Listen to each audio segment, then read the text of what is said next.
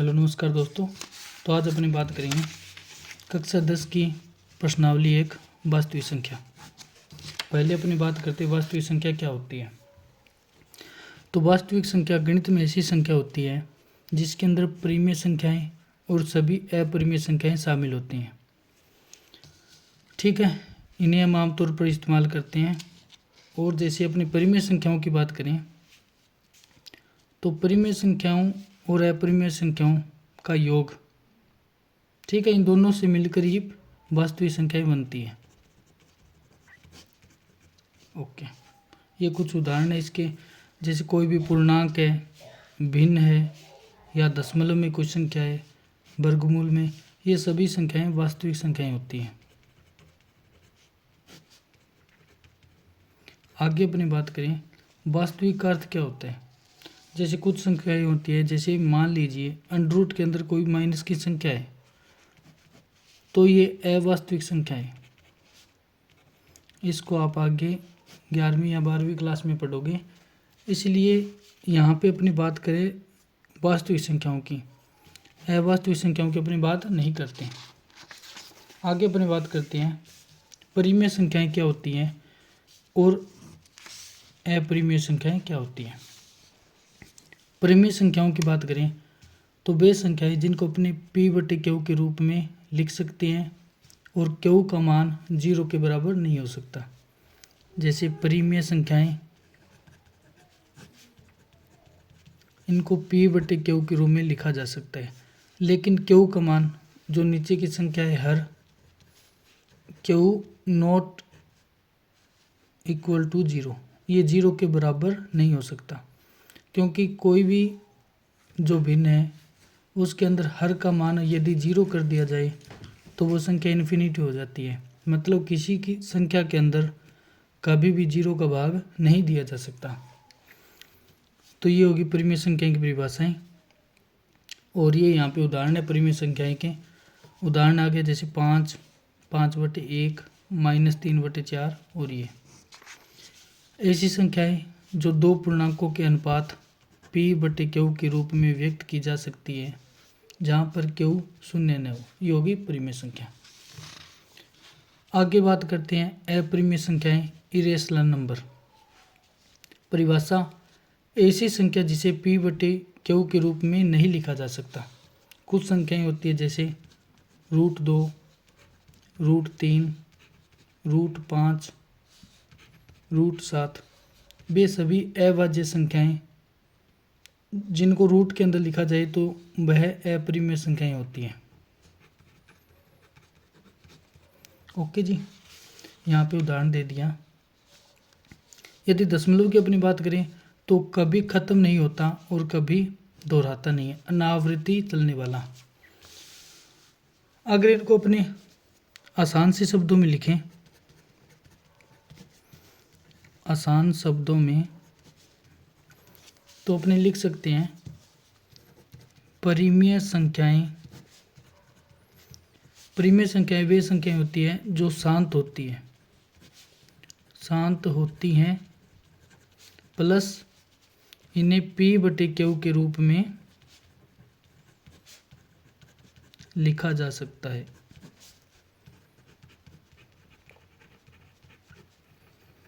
यदि अपनी बात करें अपरिमेय संख्याओं की,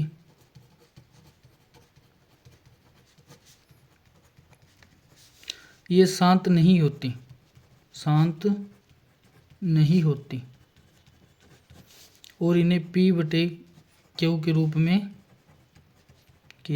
में नहीं लिखा जा सकता।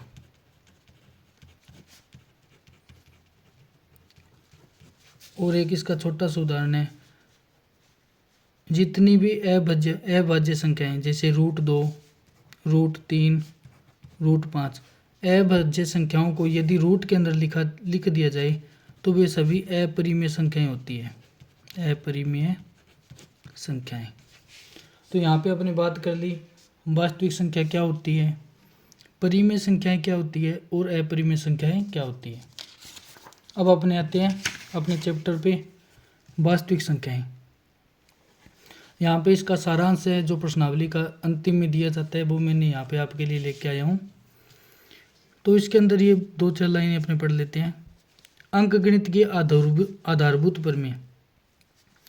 प्रत्येक भाज्य संख्या को अभाज्य संख्याओं के एक गुणनफल के रूप में व्यक्त किया जा सकता है तथा यह गुणनखंड अद्वितीय होता है।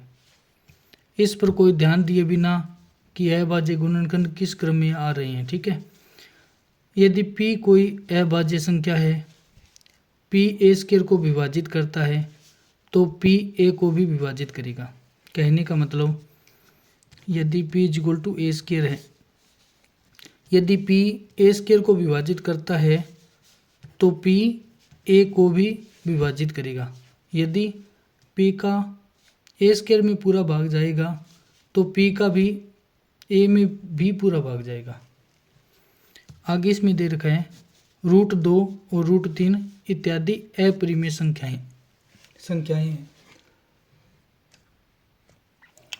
यहाँ पे अपनी बात कर ली वास्तविक संख्याओं की जो सारांश है।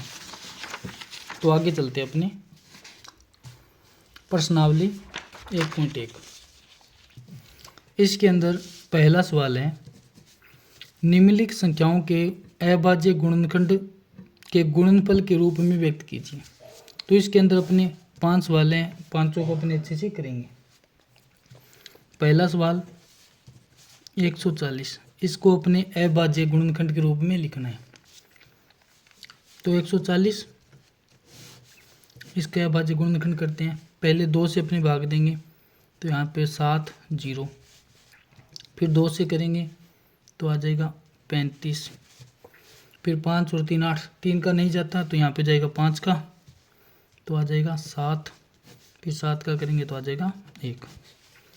तो यहाँ पे आ गया 2 × 2 × 5 × 7। इन सभी को अपने यहाँ उतार लिया। अब 2 कितनी बार है? 2 बार। तो ये लिख देंगे 2 की पावर 2 इंटू में 5 इंटू में 7, पहली होगी। अब बात करते हैं अपनी संख्या नंबर 2। संख्या अपनी 2 कौन सी है? 156। संख्या 2 156। 156 का अभाज्य गुणनखंड करें तो पहले 2 का देंगे भाग तो आ जाएगा 2 7 14, 2 8 16, फिर 2 का करेंगे 2 3 6 और 2 में 18, फिर 2 का नहीं जाएगा 3 का करेंगे, 3 कम 3 3 3 9, फिर 3 का नहीं जाएगा, फिर किसका जाएगा? 13 का। तो यहाँ पे अभाज्य गुणनखंड आ जाएंगे 2 × 2 इंटू में 3 इंटू में 13। ये 2 सवाल अपने हो गए। आगे है 3825, 3825, 3825, 3825। यदि किसी संख्या के अंत में 2 4 6 8 और 0 हो तो 2 का भाग जाता है। यहाँ पे नहीं है, 5 है तो 2 का भाग नहीं जाएगा। अब देखते 3 का भाग जाएगा या नहीं। 3 के भाग के लिए अपने को इसका योग करना होता है। तो 3 + 8 + 2 + 5, तो 3 और 2 5 और 5 10 और 8 18। तो 18 में 3 का भाग जाता है। 3 5 15 और 3 6 18, तो इसमें भी 3 का भाग जाएगा। तो 3 एकम 3, फिर 3 दूनी 6, 3 7 21 और 3 5 15।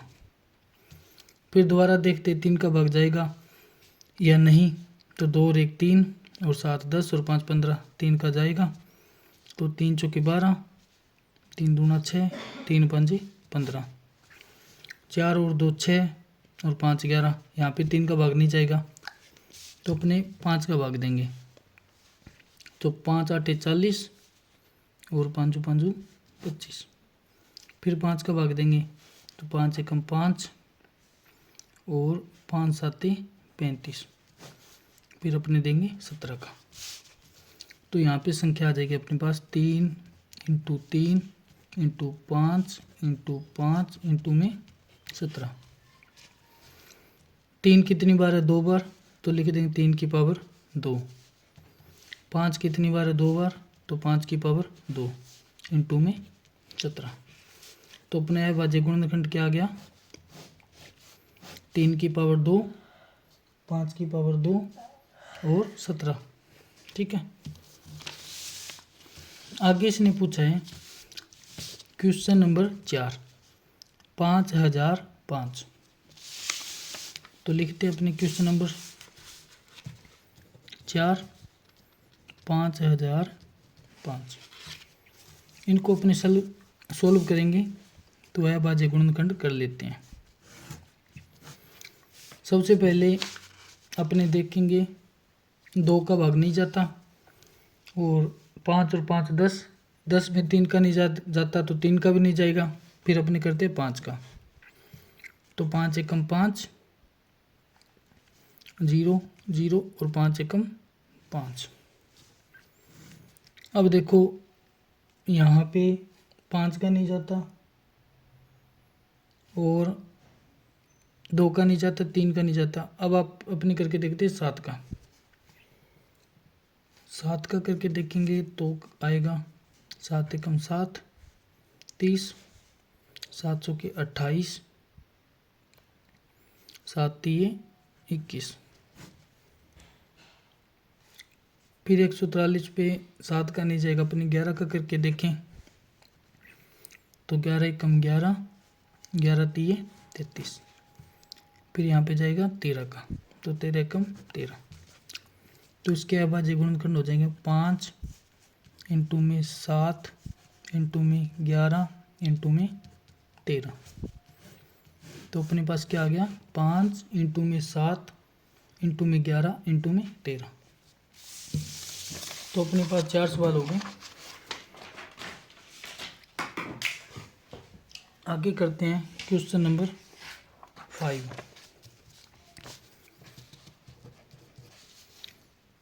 7429। इसको आप सोल्व करके देख लेना, वैसे मैं आपको करवा देता हूँ। 7429, तो 2 का नहीं जाएगा। 3 की बात करें तो 7 और 4 11 और 2 13 और 13 और 9 24 और 3 का चला जाएगा।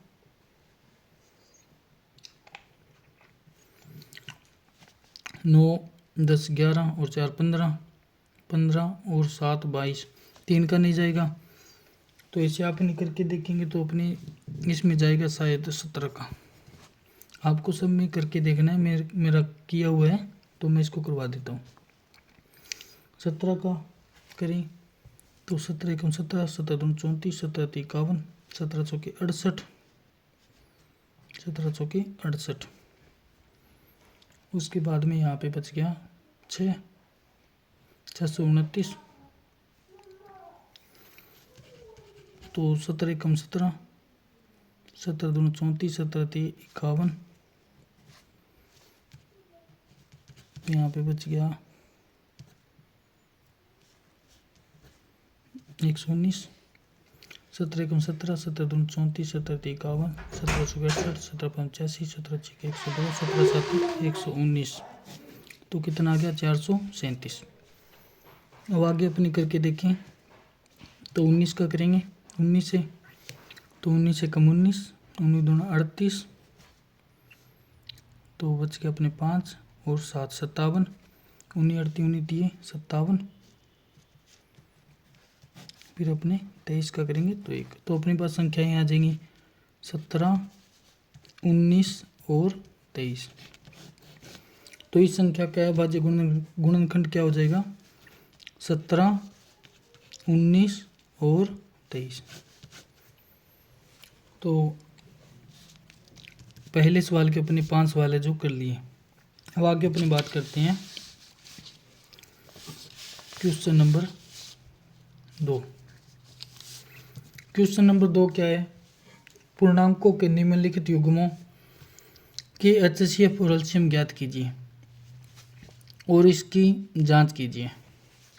कि दो संख्याओं का गुणनफल बराबर होता है HCF इंटू में LCM। तो पहली अपने पास संख्या है 26 और 91। तो अपने लिख लेते हैं 26 और 91। अपने सबसे पहले इनका अभाज्य गुणनखंड करते हैं। तो 26 और 91 2 से करेंगे तो 13, यहाँ पे 91। फिर यहाँ पे 3 का नहीं जाएगा, 9 और 1 10, तो 13 का करेंगे। 13 एकम 13 और 13 7 91, या पहले 7 का कर सकते हो। तो आ जाएगा 2 इंटू में 7 इंटू में 13। इनको अलग अलग भी कर सकते हो, एक साथ भी कर सकते हो। तो अपने पास आ गया 2 7 और 13। तो इसका एलसीएम क्या होगा? पहले इनको अलग अलग करना है, आप अपने अलग अलग करके देख लेते हैं। 26 और 91, 26 का करेंगे तो 13, फिर 13 से। 91 का करेंगे तो 7 से, तो 13 और यहाँ पे 13। तो इसका आ जाएगा 2 गुना में 13 और इसका आ जाएगा 7 गुना में 13। यहाँ पे एलसीएम निकालें तो एलसीएम क्या हो जाएगा? 2 गुना में 7 गुना में 13। और एचसीएफ की बात करें तो क्या हो जाएगा? 13। एचसीएफ का मतलब होता है जो कॉमन होता है, और एलसीएम का मतलब होता है अधिकतम घात। 2 की अधिकतम घात कितनी है? 2 की अधिकतम घात 1, तो यहाँ पे आ गई 2 की पावर 1। 7 की अधिकतम घात 1, तो यहाँ पे आ गई 1। और 13 की अधिकतम घात कितनी है? और 1 और 1 2, तो यहाँ पे आ गई 2। तो ये एलसीएम हो गया, ये एचसीएफ हो गया। तो आगे करते हैं।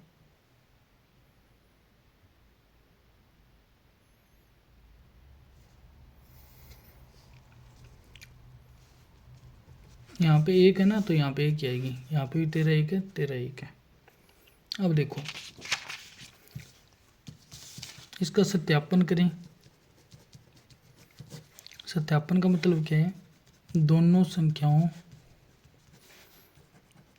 का गुणनफल बराबर एलसीएम इंटू में एचसीएफ। दोनों संख्याओं का गुणनफल, तो 26 इंटू में 91 बराबर एलसीएम कितने? 2 गुना 7 गुना 13। आप इनको गुना कर सकते हो या ऐसे लिख सकते हो। और एचसीएफ कितने? 13। 13 दूना 26, तो 13 दूना 26, 13 7 91, तो 13 7 91, तो 0 बराबर 0। इससे सिद्ध होता है कि दोनों संख्याएं एचसीएफ और एलसीएम बराबर किसके होता है? दोनों संख्याओं के गुणनफल के। तो अपने जो इसका पहला सवाल है वो हो गया। अब करते हैं इसका दूसरा सवाल। इसका दूसरा क्वेश्चन है 510 और 92। तो पहले अपने 510 को अभाज्य गुणनखंड करते हैं। 2 से करेंगे तो 2 5 5, फिर 3 का 5 5 10, दोबारा 3 का जाएगा, तो 3 7 21, 3 8 24, 3 5 15, 8 5 13, 3 का नहीं जाएगा, तो 12 5 60, 16 5 85, 16 32, 16 5 80, 17 का जाएगा या 5 का जाएगा, तो 5 एकम 5, 5 7 35, फिर जाएगा 17 का। तो इसके अभाज्य गुणनखंड हो जाएंगे 2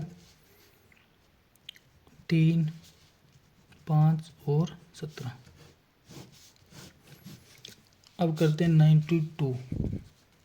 92 का करें 2 से करेंगे तो 4, 46, फिर 2 से करेंगे तो 23, फिर आ जाएगा 23। तो इसके अभाज्य गुणनखंड हो जाएंगे 2, 2 और 23। अब इनका सत्यापन करें। अगर एलसीएम की बात करें, एलसीएम क्या हो जाएगा, 2 की पावर 2 गुणा 3 की पावर 1 गुणा 5 की पावर 1 गुणा 17 की पावर 1 और गुणा में 23। और एचसीएफ की बात करें तो 2 ही होगा, ठीक है, क्योंकि इन दोनों में सिर्फ 2 कॉमन है। आगे अपने सत्यापन करें। दोनों संख्याओं का गुणनफल बराबर होना चाहिए एचसीएफ इंटू में एलसीएम, ठीक है। तो दोनों संख्याओं का गुणनफल 510 इंटू में 92 बराबर होना चाहिए 2 गुणा 3 गुणा 5 गुणा 17 गुणा में 23। और ये हो गया एलसीएम गुणा में एचसीएफ का मान हो जाएगा 2। इसको सोल्व करेंगे ये तो ये बराबर आएगा, आप करके देख लेना, मेरा किया हुआ है।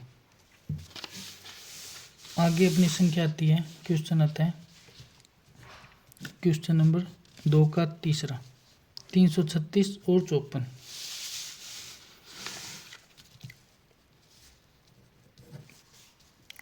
336 और 54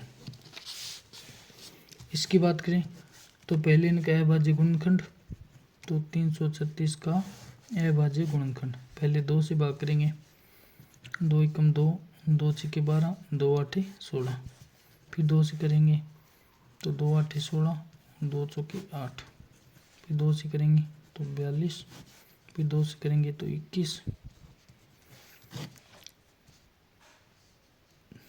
फिर 3 से करेंगे तो 7, फिर 7 से करेंगे तो 1। तो इसके अभाज्य गुणनखंड क्या आ जाएंगे, 2 into 2 into 2 into 2 into 3 into में 7। अगर बात करें 54 की तो 2 से करेंगे तो 27, फिर 3 से करेंगे तो 9, फिर 3 से करेंगे तो 3, फिर 3 से करेंगे तो 1। इसके अभाज्य गुणनखंड हो जाएंगे 2 गुणा में 3 गुणा में 3 गुणा में 3। यदि एलसीएम की बात करें तो अधिकतम घात, 2 की अधिकतम घात कितनी है, 1 2 3 4, तो 2 की पावर 4 गुणा में 3 की अधिकतम घात कितनी है, 1 2 3, तो 3 की पावर 3 और 7 की अधिकतम घात 1। तो एलसीएम आ गया 2 की पावर 4, 3 की पावर 3 और 7 की पावर 1। अगर बात करें एचसीएफ की, एचसीएफ होता है जो दोनों में कॉमन है, तो यहाँ पे 2 है, यहाँ पे 2 है, तो आ गया 2। यहाँ पे 2 है लेकिन यहाँ पे 2 नहीं है, तो इनको छोड़ देंगे। यहाँ पे बात करें 3 की, तो यहाँ पे 3 है, यहाँ पे 3 है, तो 3। यहाँ पे 7 है लेकिन यहाँ पे 7 नहीं है, तो आ जाएगा 2 की पावर 1 और 3 की पावर 1, तो आ जाएगा 3 दूना 6। तो एचसीएफ आ जाएगा 6 और एलसीएम आ जाएगा ये 2 की पावर 4, 3 की पावर 3 और 7 की पावर 1। तो ये क्वेश्चन हो गए, पहला दूसरा हो गया। अब क्वेश्चन नंबर 3,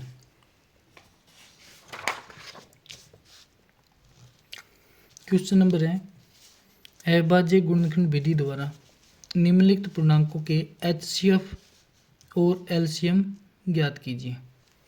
एचसीएफ निकालना है और एलसीएम निकालना है। पहला है 12, 15 और 21। तो सबसे पहले इनको सॉल्व करते हैं अभाज्य गुणनखंड। तो 2 से करेंगे तो 6, फिर 2 से करेंगे तो 3, फिर 3 से करेंगे तो 1। तो 2 का नहीं जाएगा, 3 का करेंगे तो 5, 5 से करेंगे तो 1। फिर यहाँ पे 2 का नहीं जाएगा, 3 का करेंगे तो 7, 7 से करेंगे तो 1। तो इसका आ जाए 2 इंटू 2 इंटू 3, यह आ जाएगा 3 इंटू में 5, यह आ जाएगा 3 इंटू में 7। यह आ गया 2 इंटू 2 इंटू 3, यह आ गया 3 इंटू 5, यह आ गया 3 इंटू में 7। एलसीएम की बात करें तो अपने को सबसे अधिकतम घात देखनी है। तो 2 की पावर 2 अधिकतम है, 2 इंटू में 2। 3 की बात करें तो 3 एक बार है, 1 यहाँ पे, 1 यहाँ पे, 1 यहाँ पे। 5 एक बार है, 7 एक बार है। तो ये आ गया एलसीएम। एचसीएफ की बात करें तो यहाँ पे 3, यहाँ पे 3, यहाँ पे 3, एचसीएफ आ गया 3।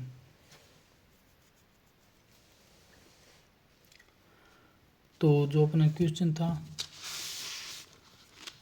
12, 15 और 21 ये हो गया। और क्वेश्चन नंबर 2 है 17, 23 और 29।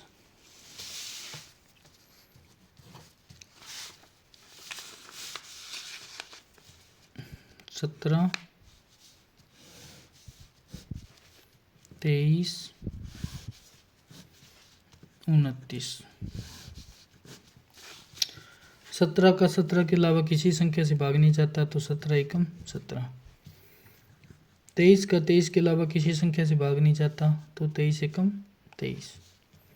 29 का 29 के अलावा किसी संख्या से भाग नहीं जाता, तो 29 एकम 29। तो ये आ गया 17 गुणा 1, ये आ गया 23 गुणा में 1 या 29 गुणा में 1। एलसीएम निकालें तो आ जाएगा 17 की पावर 1 गुणा में 23 की पावर 1 गुणा में 29 की पावर 1, क्योंकि तीनों संख्याएं एक एक बार हैं। तो 17 गुणा में 23 गुणा में 29। और अपने एचसीएफ की बात करें, इनको अपने ऐसे भी लिख सकते हैं। तो एचसीएफ की बात करें तो इन तीनों में कॉमन क्या है, 1, 1 और 1। तो एचसीएफ हो जाएगा 1।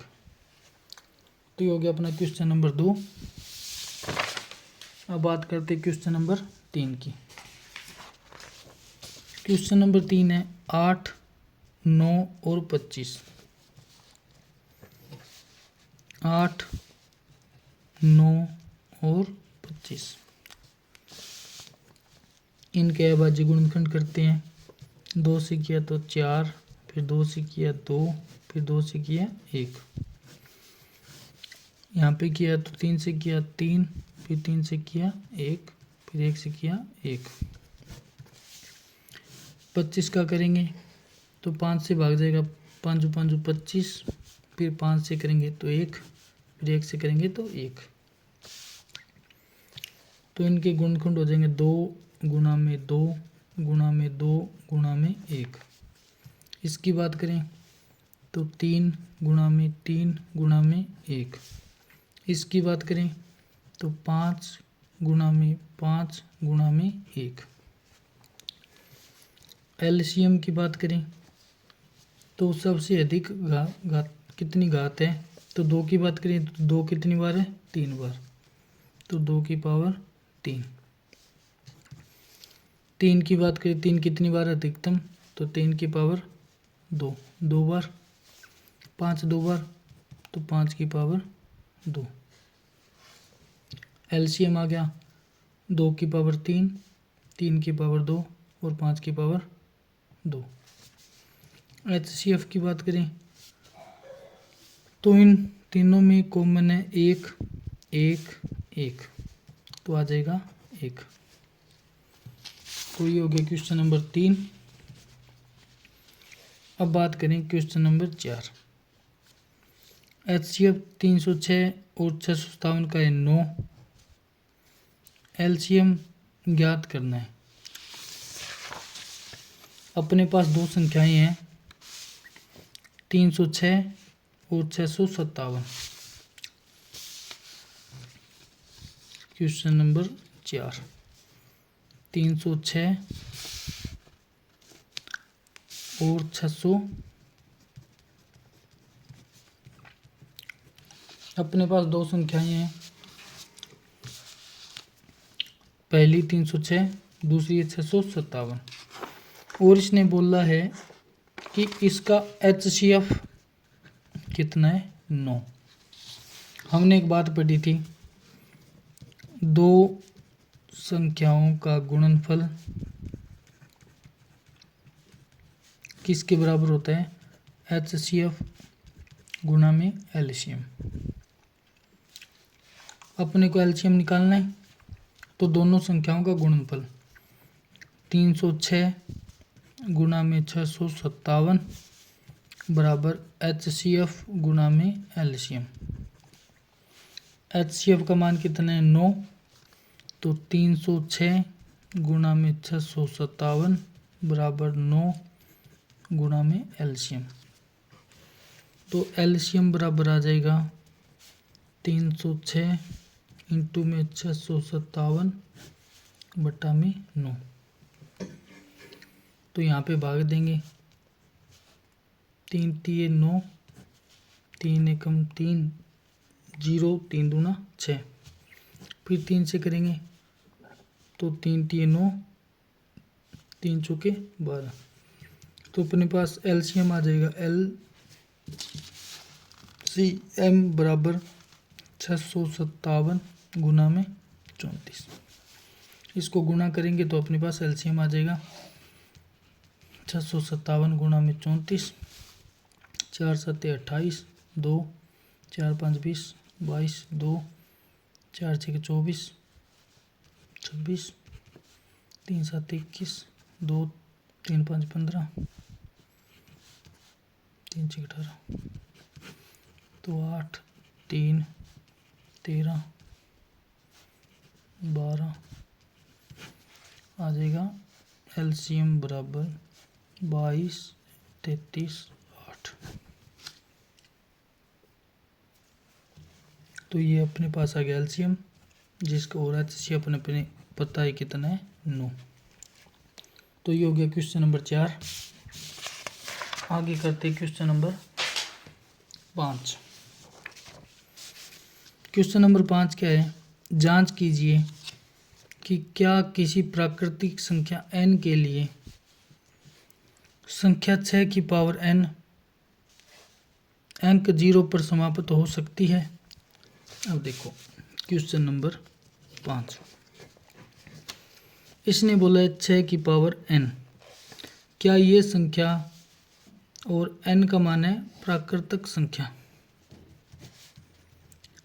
क्या ये संख्या कभी भी 0 पर समाप्त हो सकती है। तो देखो इसका करते हैं हल। 6 की पावर n है, इसको लिख सकते हैं अपनी 2 गुना में 3 की पावर n। अब एक बात देखिए, यदि किसी संख्या को संख्या के अंत में 0 लाना है तो उस संख्या में 2 गुणा 5 का जोड़ा होना आवश्यक है, क्योंकि 5 दूना 10 होता है तभी 0 आएगी। लेकिन जो यहाँ पे 6 की पावर n है तो यहाँ पे 2 इंटू 3 की पावर n, इसके अंदर 5 नहीं है। अतः अपने लिख सकते हैं 6 की पावर n में संख्या 5 नहीं होने के कारण यह संख्या कभी भी 0 पर समाप्त नहीं हो सकती, क्योंकि 0 पर समाप्त होने के लिए अपने को 2 और 5 चाहिए। इसके अंदर 2 है लेकिन 5 नहीं है। अब आगे बात करते हैं क्वेश्चन नंबर 6। व्याख्या कीजिए कि 7 गुणा 11 गुणा 13 प्लस 13 और 7 गुणा 6 गुणा 5 गुणा 4 गुणा 3 गुणा 2 गुणा 1 प्लस 5 भाज्य संख्याएं हैं। तो देखते हैं, पहले अपनी संख्या लेते हैं। पहली संख्या कौन सी है? 7 गुणा 11 गुणा 13 प्लस 13। अब देखो, यहाँ पे 13 कॉमन है, यहाँ पे भी 13 कॉमन है, तो यहाँ पे 13 अपने कॉमन लेते हैं, तो अंदर बचेगा 7 गुना में 11 प्लस 1, क्योंकि यहाँ पे 13 चला गया बाहर तो बचा 1। ये संख्या 13 से विभाजित होती है, अतः यह संख्या, ये देखो, इस संख्या को यदि अपनी 13 से भाग देंगे तो पूरा पूरा भाग चला जाएगा। और अभाज्य संख्या की विशेषता होती है या परिभाषा होती है कि अभाज्य संख्या वे संख्याएं होती है जिनका एक व सव्य के अलावा किसी संख्या से भाग न जाए। लेकिन इसका 13 से भाग जा रहा है, तो यह संख्या भाज्य संख्या है, भाज्य संख्या है, अतः यह अभाज्य संख्या नहीं है। ये हो गया अपना पहला। अब आगे बात करते हैं क्वेश्चन नंबर 2। 6 के अंदर क्वेश्चन नंबर 2। 7 गुणा 6 गुणा 5 गुणा 4 गुणा 3 गुणा 2 गुणा 1 प्लस में 5। इसको देखना ये भाज्य संख्या है या अभाज्य। ठीक है, अब यहाँ पे देखो, अपने यहाँ पे 5 है, यहाँ पे भी 5 है, तो 5 अपने कॉमन लेंगे तो बचेगा 7 गुणा 6 गुणा 4 गुणा 3 गुणा 2 गुणा 1 प्लस 1। अब इसी का सेम जो अपने पहले किया था, तो यहाँ पे लिखेंगे संख्या 7 गुणा 6 गुणा 5 गुणा 4 गुणा 3 गुणा 2 गुणा 1 प्लस 5। यह संख्या 5 से विभाजित होती है,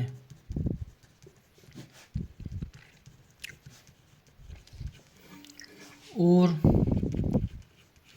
इसलिए यह संख्या अभाज्य संख्या नहीं हो सकती। तो क्वेश्चन 6 के अपने दोनों सवाल ये और ये दोनों कर लिए। अब बात करते हैं क्वेश्चन नंबर 7 की। क्वेश्चन नंबर 7 है, किसी खेल के मैदान के चारों ओर एक वृत्ताकार पथ है। इस मैदान का एक चक्कर लगाने में सोनिया को 18 मिनट लगते हैं, जबकि इसी मैदान का एक चक्कर लगाने में रवि को 12 मिनट लगते हैं।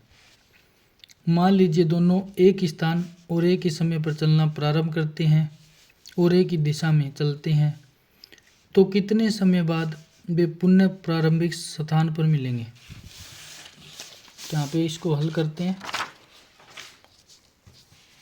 मान लीजिए ये खेल का मैदान है, सोनिया और दूसरा बंदा कौन है, रवि। ये दोनों इसके चारों ओर घूमना स्टार्ट करते हैं। क्वेश्चन में क्या बोल रहा है, ये सोनिया और ये रवि। क्वेश्चन ने बोला है कि सोनिया को 18 मिनट लगते हैं। सोनिया एक चक्कर पूरा करती है बराबर 18 मिनट।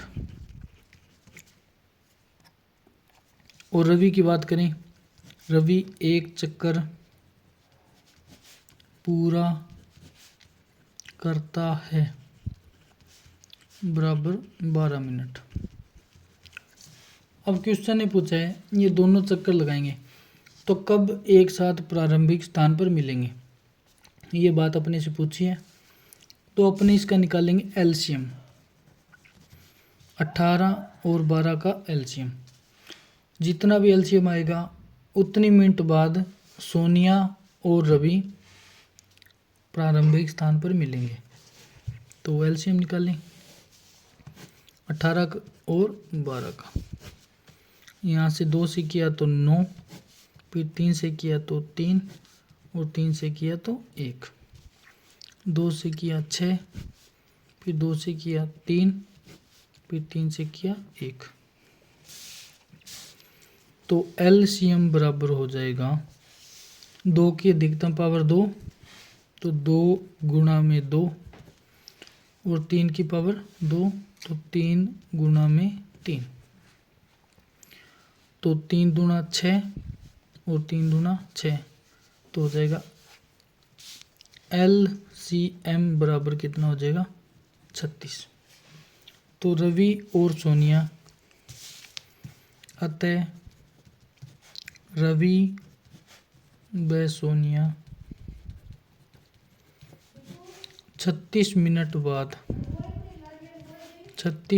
बाद पुनः एक ही स्थान पर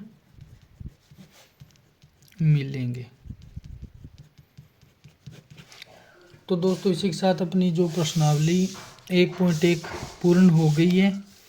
और यदि आपका कोई भी डाउट हो किसी भी प्रश्नावली में तो आप कमेंट कर सकते हो और आपको उसका आंसर मिलेगा। तो इसी के साथ समाप्त करते हैं, मिलते हैं नेक्स्ट वीडियो में।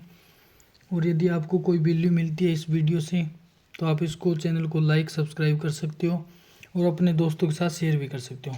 तो मिलते हैं कल, धन्यवाद।